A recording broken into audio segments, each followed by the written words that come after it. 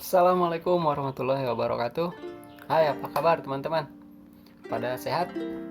Mudah-mudahan selalu sehat, selalu semangat. Siap teman-teman? Oke teman-teman, pertemuan sebelumnya teman-teman sudah membuat proyek maket zoo. Proyek ini terintegrasi dari beberapa pelajaran. Nah, dan sekarang Mister akan membahas dari pelajaran PKN dan pelajaran sosialnya. Yang pertama dari pelajaran PKN terlebih dahulu. Oke, pelajaran PKN yang akan Mister jelaskan yaitu kewajiban di lingkungan. Sebelumnya Mister mau bertanya dulu, ada yang tahu apa itu arti kewajiban? Atau mungkin macam-macam lingkungan ada yang tahu? Apakah lingkungan itu hanya di rumah atau di sekolah atau di mana aja gitu ya lingkungan? Arti lingkungan itu apa ya? Nah, pertanyaan-pertanyaan itu akan Mister bahas sekarang. Yang pertama, kewajiban. Apa sih itu kewajiban, Mister? Arti kewajiban itu apa sih? Yang kewajiban itu adalah tugas yang harus kita lakukan dan tidak boleh tinggalkan. Ingat kata kuncinya, harus kita lakukan dan tidak boleh ditinggalkan. Ketika kewajiban itu ditinggalkan, maka otomatis akan mendapatkan konsekuensi atau sanksi. Makanya kewajiban itu tidak boleh ditinggalkan. Salah satu contohnya, kewajiban. Kalau di dalam agama, salah satunya adalah sholat. Kalau ditinggalkan, otomatis nanti teman-teman akan banyak dosanya. Kalau dosanya udah banyak, wah, takutnya nanti kita masuk neraka. Itu konsekuensinya. Kalau teman-teman kan nih menjadi siswa, tugasnya, kewajibannya belajar, mengerjakan tugas. Kalau teman-teman tidak mengerjakan tugas, konsekuensinya adalah teman-teman tidak akan mendapatkan nilai. Nah, itu. Jadi kewajiban itu tidak boleh ditinggalkan. Dan ketika ditinggalkan, pasti akan mendapatkan konsekuensi. Oke, Mister ulangi. Kewajiban itu adalah tugas yang harus kita lakukan dan tidak boleh ditinggalkan.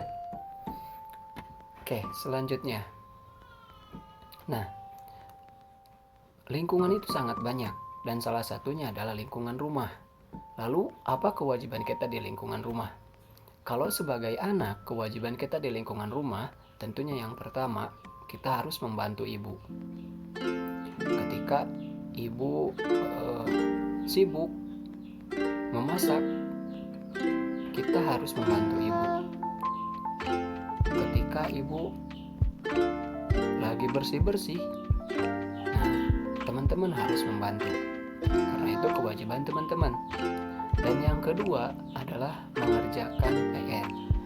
Kalau teman-teman menjadi siswa, ada tugas ketika di rumah itu wajib dikerjakan, atau pekerjaan rumah, seperti itu.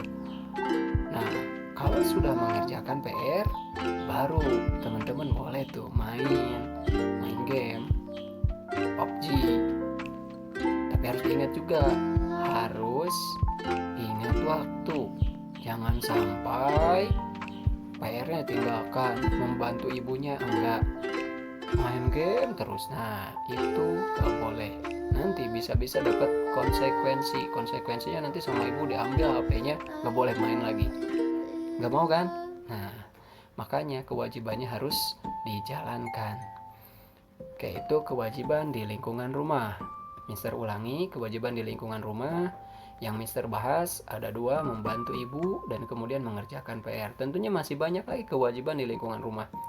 Hanya dua yang Mister bahas di antaranya. Selanjutnya, kewajiban di lingkungan jalan raya. Nah, jadi lingkungan yang pertama lingkungan rumah dan sekarang lingkungan jalan raya. Kewajiban di lingkungan jalan raya yang pertama, kita harus memakai helm saat naik motor. Teman-teman pernah nggak naik motor tapi nggak pakai helm? Nah, itu nggak boleh. nanti bisa-bisa teman-teman ditilang sama polisi. Itu konsekuensinya kalau tidak memakai helm sebagai kewajiban teman-teman ketika mengendarai motor atau ketika naik motor. Yang selanjutnya, kalau teman-teman naik mobil itu harus memakai sabuk pengaman. Itu kewajibannya. Selain yang dua ini, kira-kira ada lagi nggak? Ada lagi nggak kewajiban di lingkungan jalan raya? Ya, betul. Harus mematuhi rambu-rambu lalu lintas. Kenapa kita harus mematuhi rambu-rambu lalu lintas? Nanti bisa dijelaskan, ada manfaat ketika kita melaksanakan kewajiban. Oke. Tadi harus memakai helm saat naik motor, kemudian memakai sabuk pengaman ketika naik mobil. Dan yang selain yang dua ini, kita harus mematuhi rambu-rambu lalu lintas. Itu kalau kita mengendarai motor. Nah, selanjutnya bagaimana kalau kita berjalan? Kalau kita berjalan atau naik sepeda gitu ya, ada lagi nih kewajiban di jalan rayanya. Kalau kita berjalan, kita harus berjalan di trotoar. Jangan nih kita berjalan, tapi berjalannya di tengah jalan raya. Nggak boleh, bahaya, nanti ketabrak sama motor. Wah, celaka ya, nggak boleh. Yang selanjutnya, kita harus menyeberang di zebra cross. Kewajiban di tempat umum. Nah, tempat umum ini banyak sekali macamnya. Tempat umum bisa saja di taman kayak gitu, atau mungkin di tempat sarana olahraga yang seperti gazebo. Pernah ke gazebo teman-teman? Atau mungkin alun-alun kayak gitu ya. Teman-teman pernah main ke alun-alun Cimahi atau alun-alun Bandung sekarang yang bagus ya? Bukan membandingkan, tapi memang bagus. Oke. Kewajiban di tempat umum seperti yang Mister sebutkan tadi, di tempat umum tuh bisa di taman, di alun-alun kayak gitu ya, ataupun sarana-sarana umum lainnya. Kewajibannya adalah yang pertama, membuang sampah pada tempatnya. Kayak gitu ya. Yang selanjutnya, kita tidak boleh membuang sampah ke selokan atau sungai. Kalau kita membuang sampah ke selokan atau sungai, nanti bisa-bisa sungainya itu terhambat. Kalau sungainya itu terhambat, nanti aliran sungainya itu tidak bisa mengalir. Kalau tidak bisa mengalir nih, seperti ini, mandek, sampahnya buang lagi, numpuk lagi, airnya makin mandek, makin tinggi, nanti bisa-bisa banjir. Nah, salah satu penyebab atau konsekuensi ketika kita tidak melaksanakan kewajiban membuang sampah ke tempatnya, salah satu akibatnya atau konsekuensinya adalah banjir. Teman-teman mau banjir? Tentunya nggak mau ya, tentunya nggak mau. Kemudian yang ketiga, kewajiban di tempat umum adalah menjaga kebersihan dimanapun kita berada. Yang selanjutnya, nah ini, untuk apa sih kita harus melaksanakan kewajiban? Memangnya apa manfaatnya? Ada nggak sih kegunaannya untuk kita? Nah, oke, salah satunya manfaat untuk kita itu lingkungan menjadi tertib. Contoh tadi di jalan raya, kalau kita mematuhi kewajiban di jalan raya, itu akan menjadi tertib. Kayak gitu. Pernah nggak sih teman-teman kayak gini? Di jalan kita itu sering terjadi kemacetan. Karena kita terburu-buru nih, macet. Kita naik motor nih. Akhirnya pengendara motor naik trotoar. Karena naik trotoar, yang belakangnya melihat ngikuti naik trotoar. Ternyata pas di depan trotoarnya itu berlubang. Akhirnya maju gak bisa, mundur gak bisa, dan malah menjadi semakin macet. Nah, kalau kita tidak melaksanakan kewajiban, lingkungan tidak akan menjadi tertib, akan jadi semrawut. Nah, makanya teman-teman, biasakan kita harus melaksanakan kewajiban. Oke, siap? Harus siap. Oke, anak-anak Tridaya, teman-teman Tridaya harus siap melaksanakan kewajiban. Supaya apa? Supaya lingkungan menjadi tertib.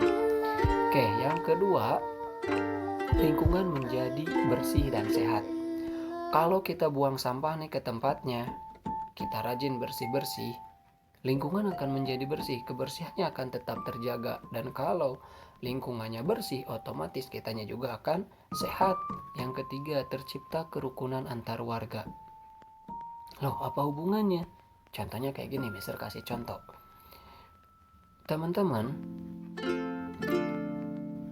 ini rumah, pasti di sebelah rumah teman-teman ada tetangga.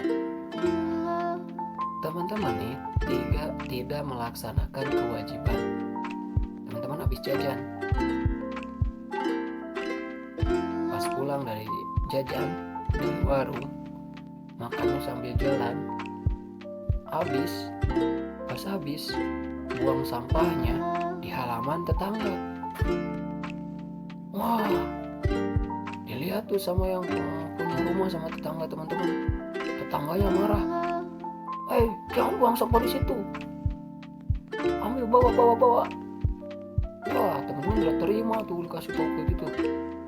Hanya marah jadi apa? Jadi berantem. Kerukunannya, ketentraman, keamanannya itu tidak terjaga kalau kita tidak melaksanakan kewajiban.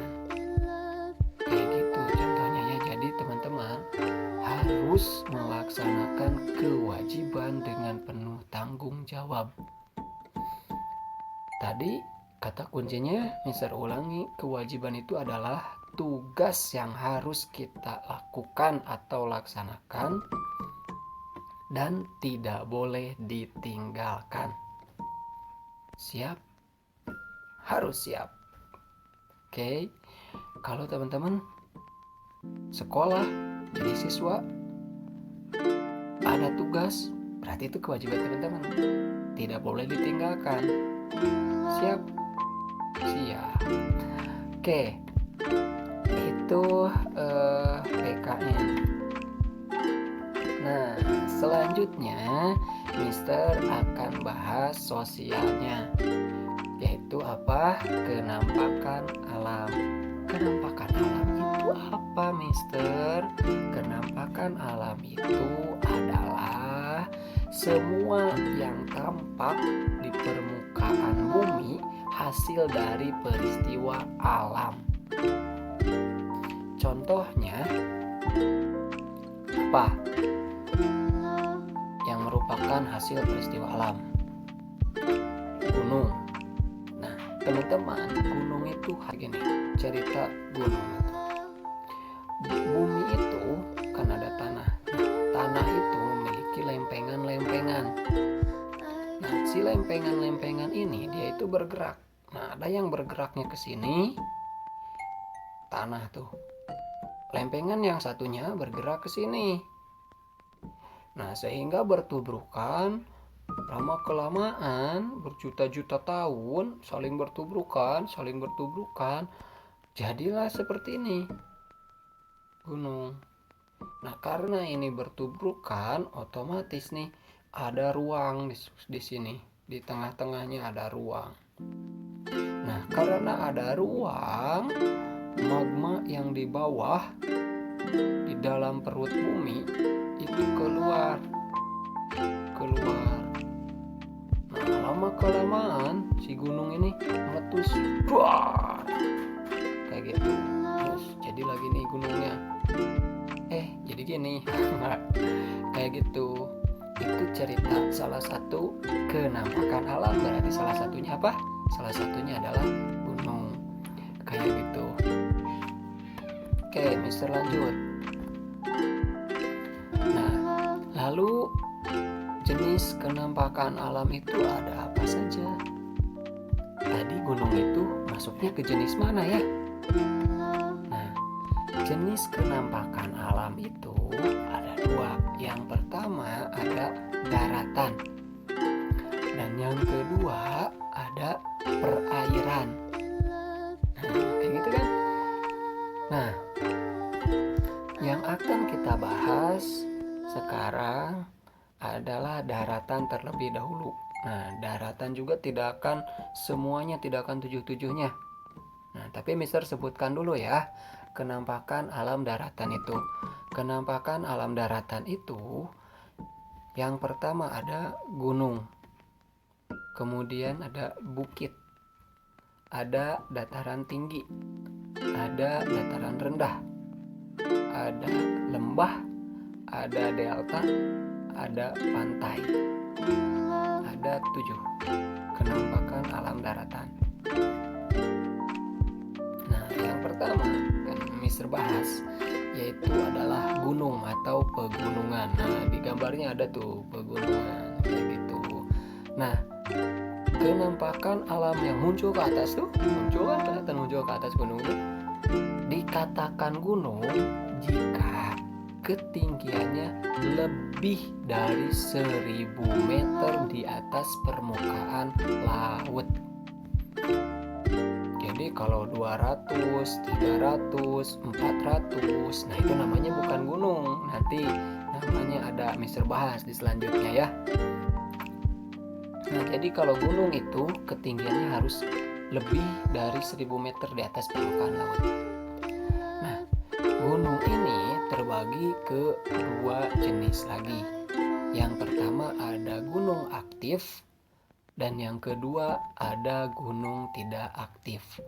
Kalau gunung aktif yaitu gunung yang melakukan aktivitas vulkanik atau erupsi. Jadi gunungnya ada yang nyembur-nyemburnya. Pernah ke Tangkuban Perahu? Nah, itu gunungnya aktif. Kayak gitu.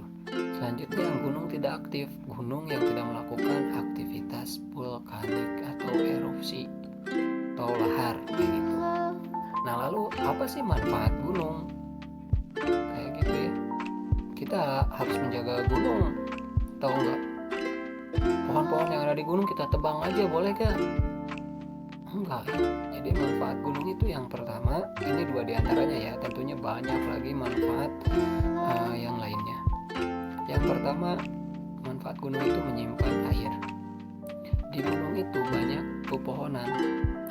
Nah, pepohonan ini dia yang mengeluarkan oksigen, dan dia juga nanti yang menjaga air itu tetap terjaga. Jadi kalau gunungnya itu gundul, gak ada pepohonan gitu ya maksudnya, nanti dia tidak bisa menyimpan air, bisa aja longsor kayak gitu gunungnya. Gak mau kan? Atau teman-teman mau kayak gitu gunungnya? Nanti kalau airnya gak ada, teman-teman gak bisa minum loh, susah air bersih. Atau mandi, nanti susah mandinya. Mau airnya hitam kayak gitu, bau mau? Kayak gitu mandinya kecubur-kecubur, jadi percuma mandinya kalau airnya kayak gitu. Nah, jadi kita harus menjaga gunung. Kenapa? Pohon-pohonnya gak boleh ditebang.